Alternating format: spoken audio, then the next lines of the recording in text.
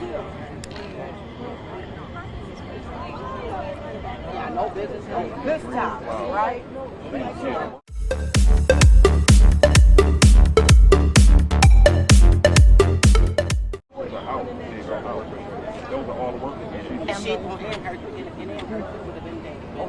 We have suffered a mass shooting with multiple casualties and several people injured.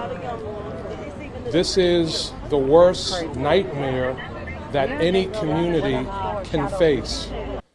He exited his vehicle. He was very heavily armed. He had tactical gear. He had a tactical helmet on. He had a camera that he was live streaming what he was doing. The individual exited his car and engaged 4 individuals. He shot 4 people in the parking lot. 3 of those were deceased. 1 individual at this time is surviving the injury.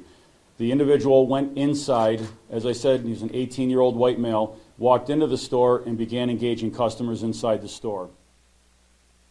So as we said, a total of 13 people were shot today, 10 deceased at the scene, and 3 sustained non-life-threatening injuries. It appears to be non-life-threatening injuries at that point. 4 in total were store employees. One of those was the security guard who has worked at that location for a very long time, and many officers on scene here knew him quite well. And to see that sense of security shattered by an individual, a white supremacist who has engaged in an act of terrorism and will be prosecuted as such, in a cold-hearted, cruel, calculating way. A military-style execution targeting people who simply want to buy groceries in a neighborhood store. Yes, sir. We would respectfully request.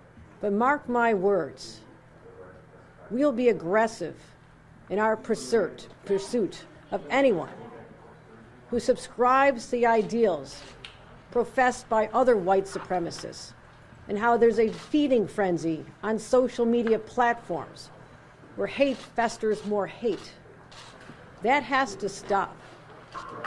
This act of barbarism, this execution of innocent human beings, to be live streamed on social media platforms and not taken down within a second, says to me that there is a responsibility out there, and we're going to continue to work on this and make sure that those who provide these platforms have a moral and ethical, and I hope to have a legal responsibility to ensure that such hate cannot populate these sites.